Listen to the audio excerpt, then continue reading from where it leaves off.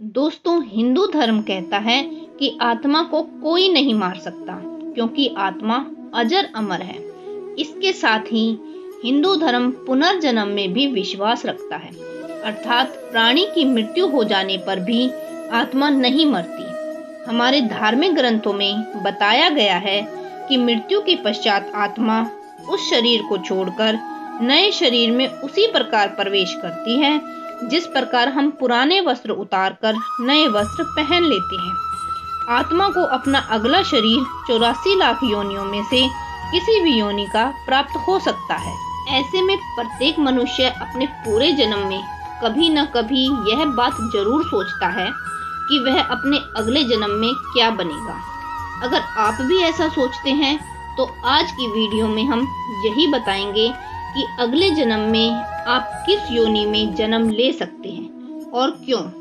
यह जानने के लिए इस वीडियो को पूरा जरूर देखें, क्योंकि गरुड़ पुराण में यह बताया गया है कि किस प्रकार के मनुष्यों का जन्म किस योनि में हो सकता है। तो नमस्कार दोस्तों, आपका एक बार फिर से हमारे YouTube चैनल डिवाइन स्टोरीज पर तहे दिल से स्वागत है। इस पृथ्वी पर जो भी मनुष्य जन्म लेता है उसकी मृत्यु होनी तय है और उसके बाद फिर से उसका पुनर्जन्म होना भी तय है। हमारे धार्मिक ग्रंथों के हिसाब से मनुष्य का अगला जन्म उसके कर्मों के हिसाब से ही होता है और मृत्यु भी उसके कर्म पूरे भोगने पर ही होती है। वर्तमान में वह जो भी कर्म करता है उसके हिसाब से ही उसका अगला जन्म 84 लाख योनियों में से किसी भी एक योनि में होता है। दोस्तों, गरुड़ पुराण के अनुसार अजन्मा शिशु जब माता के गर्भ में 9 महीने तक रहता है तो वह हर समय भगवान से यही प्रार्थना करता रहता है कि हे भगवान, अगर आप मुझे यहाँ से बाहर निकालोगे तो मैं अपना पूरा जीवन आपका नाम जपता रहूंगा। परंतु जब वह जन्म ले लेता है उसके बाद वह सब कुछ भूल जाता है और अपने भौतिक कार्यों में लग जाता है। वह संसार की मोह माया में इतना उलझ जाता है कि भगवान के ध्यान के लिए उसके पास समय ही नहीं बचता। गरुड़ पुराण में प्रत्येक पाप की अलग अलग सजाएं और नरक तय किए गए हैं, जिन्हें भोगने के बाद मनुष्य को अपने पापों के अनुसार ही अगला जन्म मिलता है। आइए अब जानते हैं कुछ ऐसे ही पाप और उनके कारण अगले जन्म में मिलने वाली योनियों के बारे में। दोस्तों, गरुड़ पुराण में बताया गया है कि जो मनुष्य पराई स्त्री से संबंध रखता है उसे नरक में जाना पड़ता है। उस नरक में उसे कई दंड भोगने पड़ते हैं और उसके बाद उसे एक के बाद एक कई जन्म मिलते हैं, जिसमें उसे पशु पक्षी आदि 83 लाख योनियां भोगनी पड़ती हैं। इसके बाद ही उसे पुनः मनुष्य योनि प्राप्त होती है।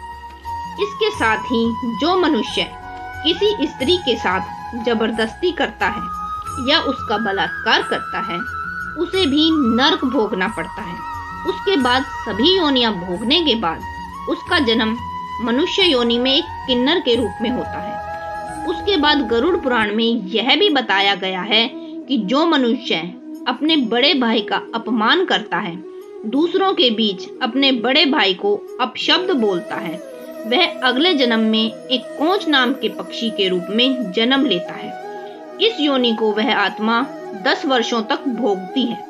उसके बाद ही उसको अपना अगला जन्म मिलता है। गरुड़ पुराण के अनुसार जो मनुष्य पैसा, जेवर, सोना आदि की चोरी करता है उसका अगला जन्म एक कीड़े के रूप में होता है। जो मनुष्य चांदी की चोरी करता है उसका अगला जन्म एक कबूतर के रूप में होता है।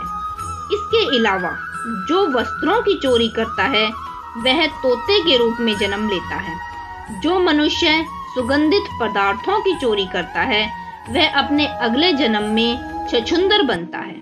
इसके अलावा जो मनुष्य कोई बड़ा अपराध करता है तो सजा भी भयंकर और बड़ी होती है। जैसे कोई व्यक्ति अगर किसी हथियार से किसी पर वार करता है तो वह अगले जन्म में एक गधे के रूप में जन्म लेता है। उसके बाद वह हिरण के रूप में जन्म लेता है और फिर वह मछली, कुत्ता, बाघ ऐसी सभी योनियां भोगकर मनुष्य योनि को प्राप्त होता है। अपने पूरे जन्म में भगवान को न याद करने वाला व्यक्ति अगले जन्म में कौवे की योनि प्राप्त करता है।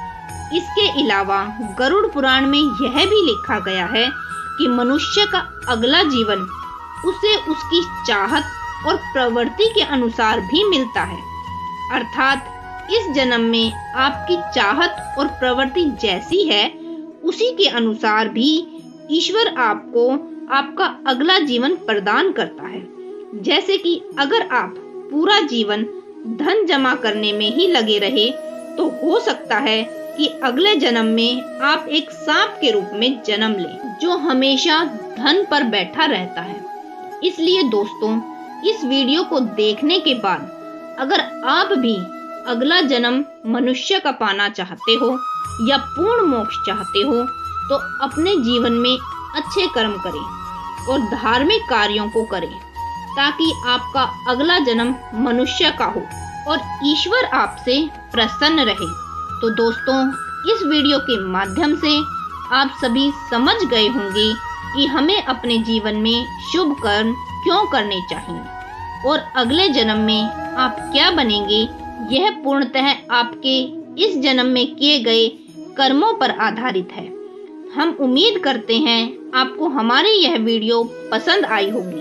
अगर आपको हमारी यह वीडियो अच्छी लगी हो तो वीडियो को एक लाइक करना न भूलें और इसी प्रकार की ज्ञानवर्धक वीडियो को देखने के लिए हमारे YouTube चैनल डिवाइन स्टोरीज को सब्सक्राइब करना न भूलें। तो मिलते हैं इसी प्रकार की एक और वीडियो में, तब तक के लिए धन्यवाद।